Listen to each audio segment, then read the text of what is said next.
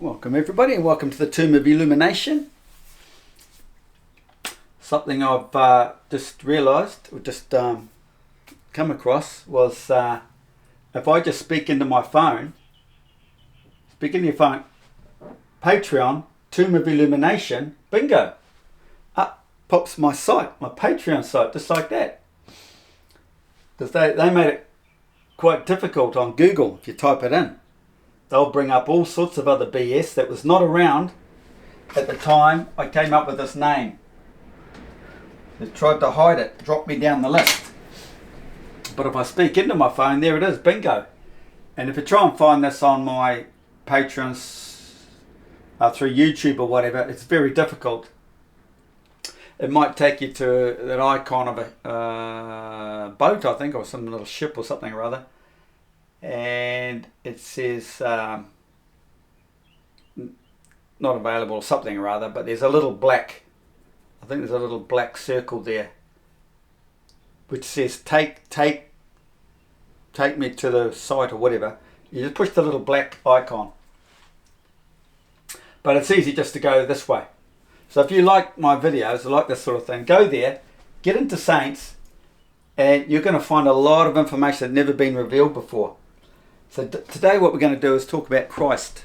So I'll call this video My Christ. Now, my Christ can walk on water. There's the sea.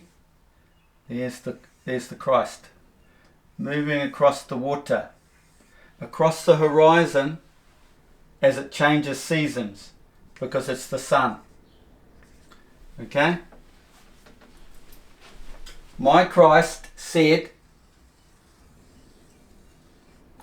throw the net on the right hand side,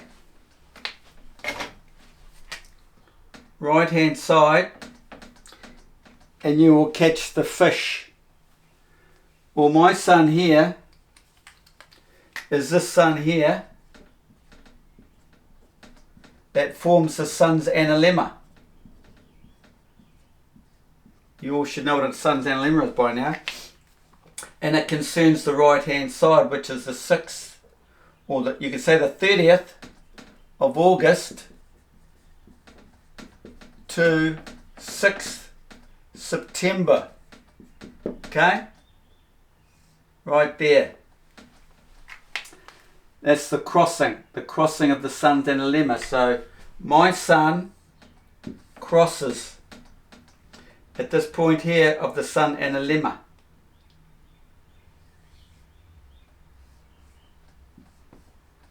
Okay? But it's to do with the neck, isn't it? It's the neck. And why we have this thing here, the Egyptian Ankh. Well, look at that. There's a divine period in the sun's analemma. That's my Christ.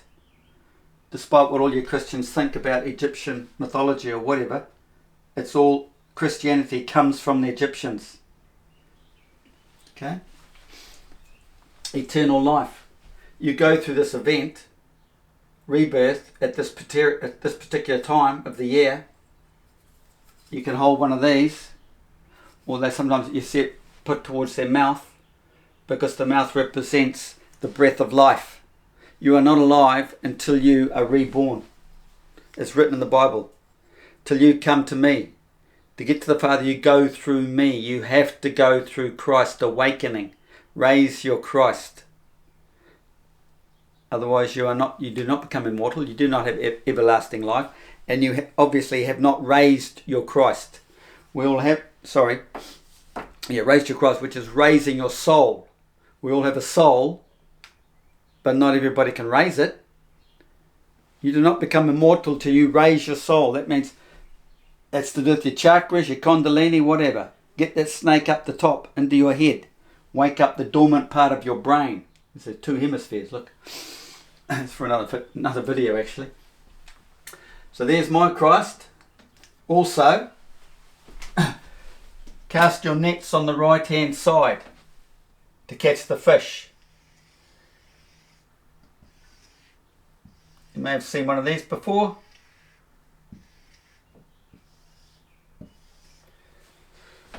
pretty badly drawn, but it's called a zodiac. Well, down here we have Pisces, Leo. Okay, Leo's the lion. The lion, and Pisces the female, the moon. The moon, female.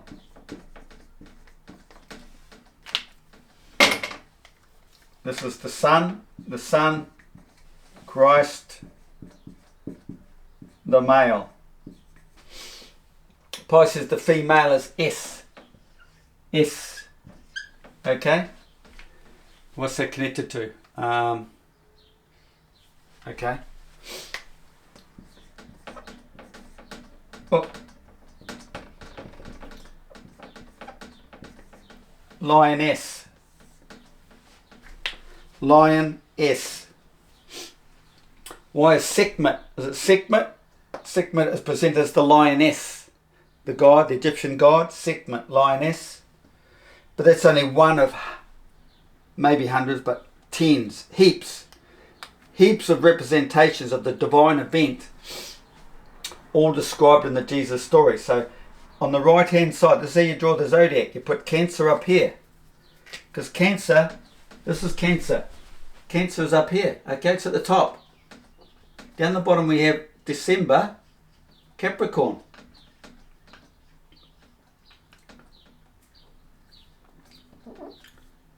Capricorn. Top.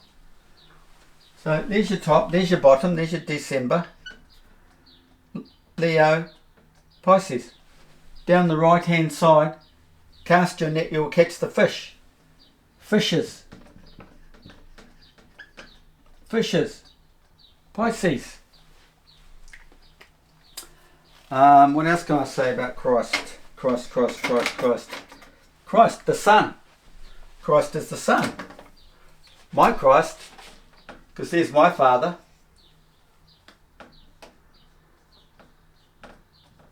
Here's the black hole. Look up this word here in Arabic. Black hole or hole. Here's the Father and here's the Son. Right there. Probably not that big. There's the sun, whether you want to call it that thing or this thing. The Son and the Father. Are they one? They are one, but they are two, because one does not go without the other. You have to have the black hole, which is the state of rest, which is all about pure love of Christ. Pure love. Love is Christ. All the Christians would know or understand that. Okay? It's the state of rest. It's a state of bliss, isn't it? Pure love is bliss. The state of rest. Right? Well, that's what a black hole is. This is why you go into meditation. Meditation is going into that state of rest. But this state of rest comes from balance. Equals balance.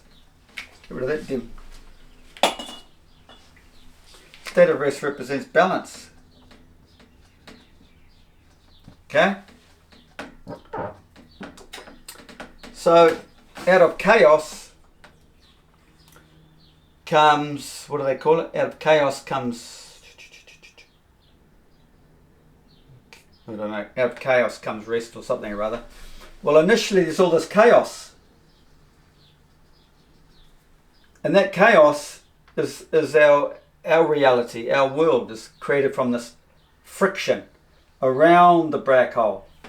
But the friction, the counter forces of this friction, it's a two-way event, creates the sun, the light of the sun, the spark, the ignition, the light that moves around the black hole. It's the sun, the Christ, moves around the Father, moves around the black hole. So because our system is a 3-to-2 ratio. So 3 and 2 do not equal. It's imbalanced. So this is where we get the friction. There's an imbalance. Our world is imbalanced. That's why we get friction all the time. It's never going to be at rest. Rest is up here in heaven. Down here is all the dumbbells. Fighting, arguing, hating. We also have love, but that's the duality, isn't it? Maybe you get 2% love and understanding, 3% of hate and frickin' mongrels. But anyway, within here, there's a balance. So if you take 2 and 2, there's a balance, isn't it? So it leaves the odd one. It's always going to be the odd one. But this this balance here feeds the sun. Feeds the black hole. Creates equilibrium.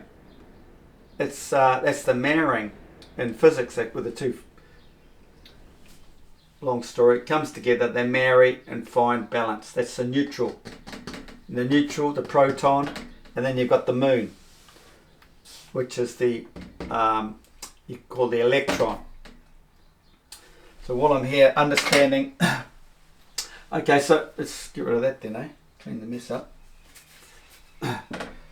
Or shall I leave it there? Maybe I'll leave it there. My Christ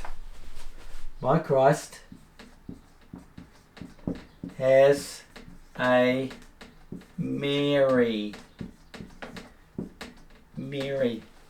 Well, who's Mary? Mary's the moon. Month. A moon month. I think it's, is it Maya? I don't know. Moon, Mary, moon, month. Holy Mother. Mother of creation. The moon keeps the cycles of time, while the sun keeps time. Keeps time like going like this. This is the actual sun, not the sun we see. This is back at creation. We see that projected image out into our realm. This is all hidden within this vortex inside the centre Arctic. These are closer together though. If you consider this the round Earth model.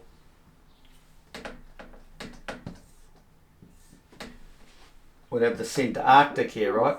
Arctic. There's a vortex through here. This is the Northern Hemisphere, all the way around. And all the way around the outside is the Southern Hemisphere. Where was I going with that?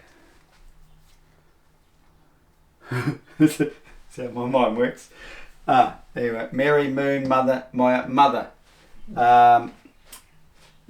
She keeps the cycles of time. So she's drifting in and out. She drifts in and out. Okay, she's part of the 3D vortex. My cup of tea, cheers.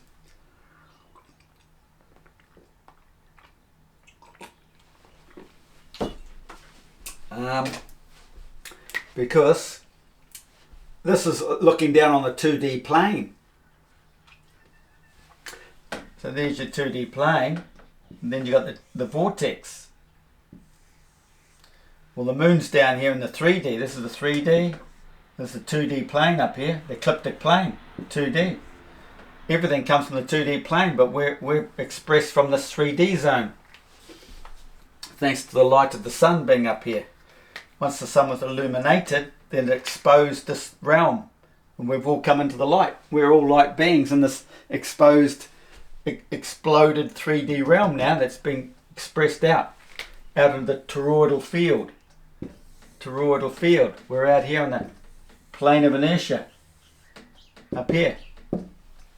The bottom doesn't concern us. What else can I say about Christ? So we've got Christ here. We've got Christ, the cross. Dying on the cross. Hanging on the cross. They did not cut off, Christ did not cut off his legs. Because the season has to carry on. Didn't cut off, there's the neck, there's the hanging. They did not cut off his legs.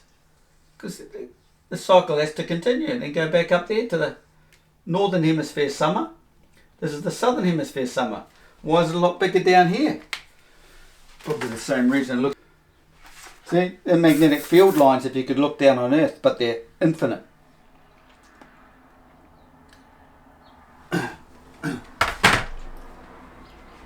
So he died on the cross.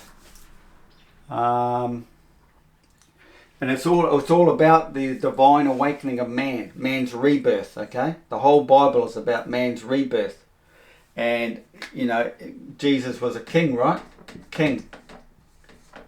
Well, he wasn't just a king. He was the king of kings. In other words, here's the ultimate story of spiritual enlightenment, rebirth. This is why it's told in the Bible. Because there's all these other levels of being kings. There's many kings, but they're not all the kings of kings.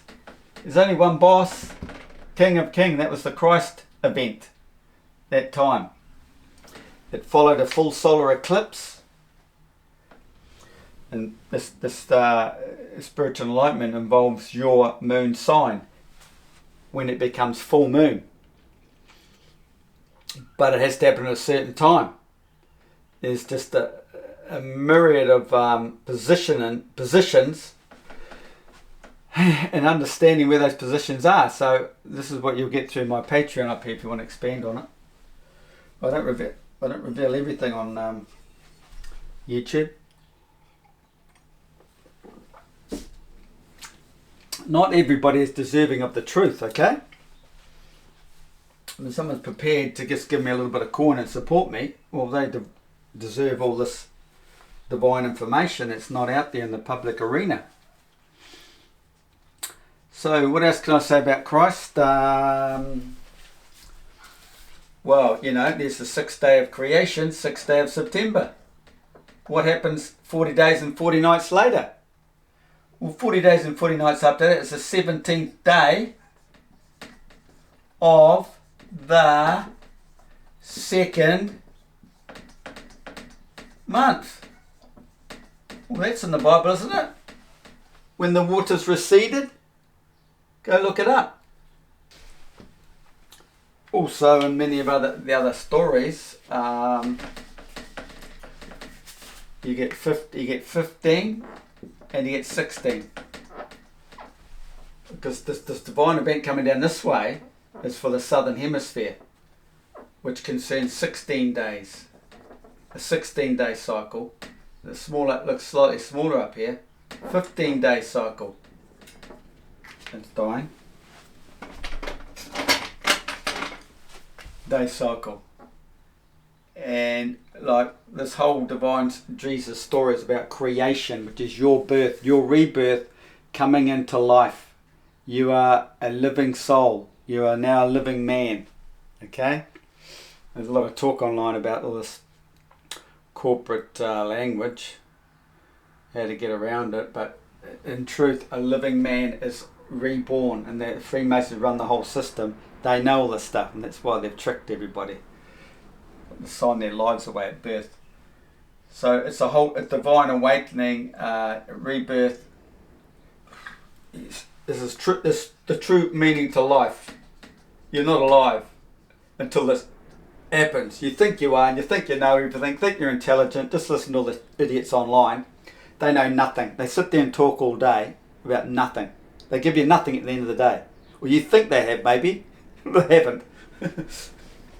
So these 15, 16 go into the Roman story. Creation of Rome, right? Creation. Well, it's the same thing with the flat Earth system. You got the centre north, which is the first kingdom, and then you have the second kingdom. There's the tropical gap in here. It's separated. Okay, so the two Roman brothers is Romulus. Was it? I can't remember. And something else. Maybe not, but anyway, there's two Roman brothers, one 15 and one 16. You'll find the 16-year-old went out here. Hope I'm right. Should be. 16-year-old went out to the Southern Hemisphere. The 15-year-old stayed in here. He ran the Northern Hemisphere. It's all about creation and the splitting off. Because this whole divine story is about the separation of man and his reunification. coming into this world, you're separated as a dual entity because you're a male and a female, right? You're looking for your female. She's lost out. You're going to find someone to marry them, right? Well, back at singularity, before you came into the physical world, you were a dual, you're male and female, and the whole purpose of life while we're alive is to reconnect. But it's a conscious spiritual event where the man reunites with his lost Lilith, his lost female. Then you become one. You will not know what the hell I'm talking about till it happens. It'll blow your flipping mind. Okay? So we enact the spiritual world down here in the physical world. We're exploded but separated, and everything we do has something to do back with creation. Everything we do, like the whole marriage story, is all connected with physics when you bring it back to the flat earth design. And if you don't understand the whole flat earth system, you won't understand religion. Period. No matter how many times or years you spend at church, you're not going to know a goddamn thing, and it's going to mean nothing to you at the end of the day. Because you're totally ignorant of the facts. And I'm telling you, you want the facts, you come here, go there, and you'll learn them all. Now what I'm going to do, I just had a post today, big long drawn out post regarding the Ankh. Someone giving their opinion and writing what they know on social media, like what's out there at the moment. They don't know what it all represents, and I'm thinking, you know, typical humans are so ignorant, hey? I mean, I've been explaining what this is for the last 7 years, yet do people know? No. So I'm going to do a video, create a video, and I'm going to explain many of the ancient Egyptian images, what do you call them? And explain what they all are. And it all comes back to this flat earth and the rebirth story, because all religions come from the ancient Egyptians. Well, thanks for watching. Like I say, if you like this sort of thing, check in my Patreon page. Cheers. Or, you know, subscribe to the channel and put a likes up, and don't forget to share, or at least share the information, because people are totally ignorant of the truth out there. They just follow mainstream garbage. Okay, thanks.